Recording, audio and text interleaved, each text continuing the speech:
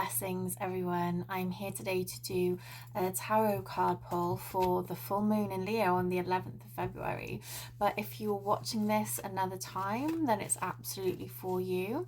So I hope that it resonates and that you take something away from this to help you wherever you are on your journey with whatever it is you're negotiating or working through at this moment in time. Okay, always trust in divine timing and synchronicity, especially when things get thrown at you through the algorithm. I always trust it. Okay, so I this one will be the card for the day. Okay, wow.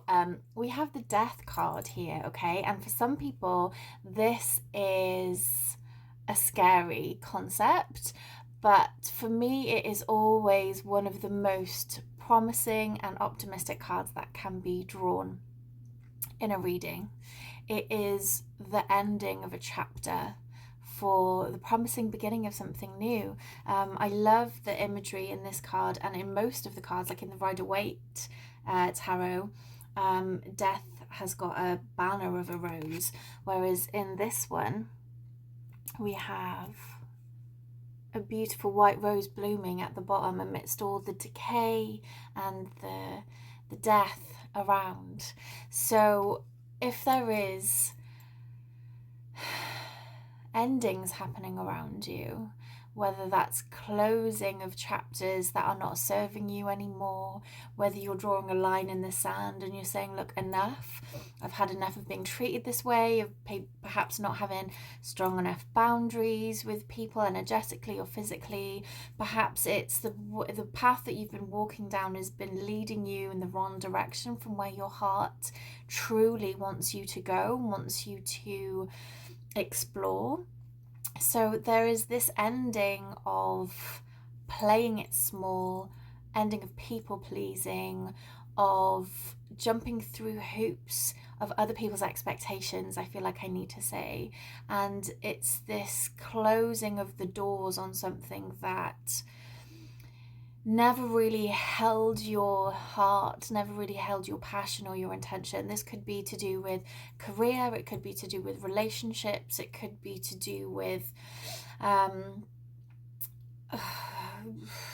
any kind of pursuit really, that you feel like you're either headbutting into a wall or that it's just been problem after problem, resistance after resistance, and so now there's this breaking free of the old, and it could be like a sudden swift departure, like, no, I'm done, this is it, this is over, or it is a closing of the doors one by one, tying up the loose ends to ensure that there is nothing dragging you back anymore. There are no cords or connections or chains or dead weights that is holding you to that past version of yourself, holding you onto that timeline that you don't want to pursue any longer. I did a reading for someone yesterday in one of my empowerment bundle readings, and in it I was discussing the benefits of the power of forest fires. Not only do they create nutrients and nourishment in the soil for the next stage of plant growth to happen, but they also get rid of what is blocking the light for these smaller shoots and bushes and more land dwelling plants to grow. And with it they bring insects, they bring birds, they bring animals. So what might seem like quite a destructive end, a blazing fire through your life, know that it is absolutely for something incredibly radiant and powerful to bloom, to grow. Hope blooms. For me, a white rose is always about hope. Okay, and we can look at this on an individual level or on the collective level, but there is hope, dear one. The rose is symbolic also for me. I have these associations with the divine feminine, 444 on the clock, Shakti rising, okay? That divine feminine energy that is really needed now to nurture, to comfort, to console, to step away from the aggression, the forcefulness, the pragmatic, and to step into the lighter, more flowy, more inspired, more creative, more intuitive, more sensual, spiritual self. That's what comes in with that divine feminine energy. And I think we all need a bit of that, whether we're men or women or, you know, what have you.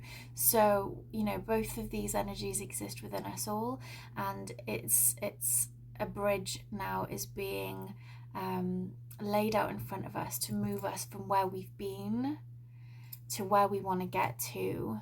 And we can't take any baggage with us, okay? And this is so poignant for this Leo full moon that we've got tomorrow, because that is all about shedding what is holding us back from stepping into our power, into that line, into that Leo, that proud confidence, and stepping into who we came here to be and what we came here to do.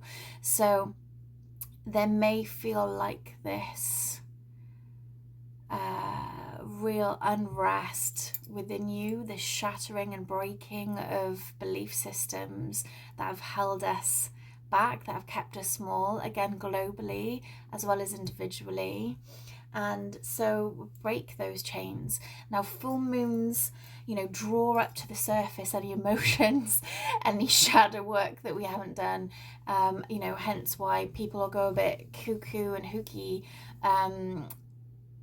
I don't know why I said that, but go cuckoo crazy on full moons. You know, ask any, you know, first responder, paramedic, any, you know, any person who works in, you know, that kind of, even in the medical field, what goes on in hospitals around full moon. You know, they get the majority of calls, 999 and 911 get the majority of calls around full moons, right?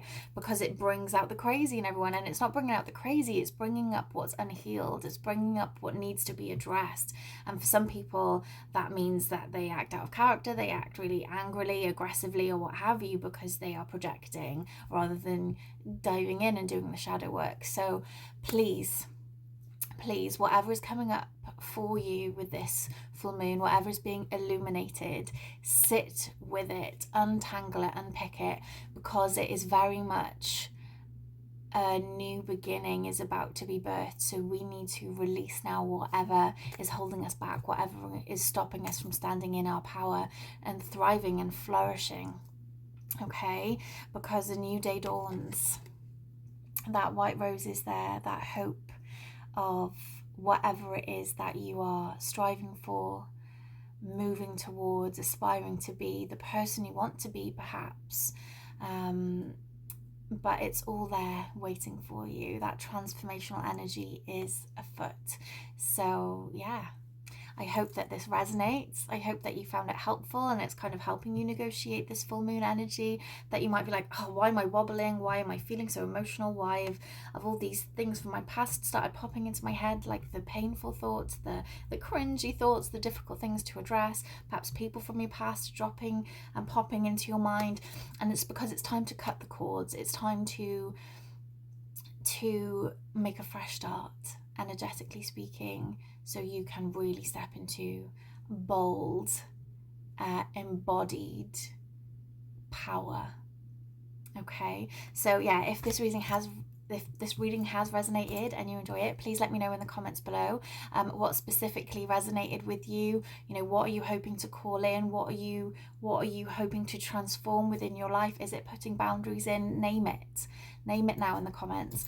And you know, my books are open if you wanted a one-to-one reading. I am doing a full moon meditation session, soul-centered session, to help specifically with this stuff. So the links will be around somewhere for you to check out to find out more information about that. It is pick what you pay, £3 to £10 in sterling. I don't know what that is in other currencies, but if you fancy joining and you want to come along, just let me know in the comments if you want the link or more information. And yeah, I've been Holly of Holly's Holistic Healing, and I look forward to speaking with you soon. Lots of love. Cariad mawr, lots of love.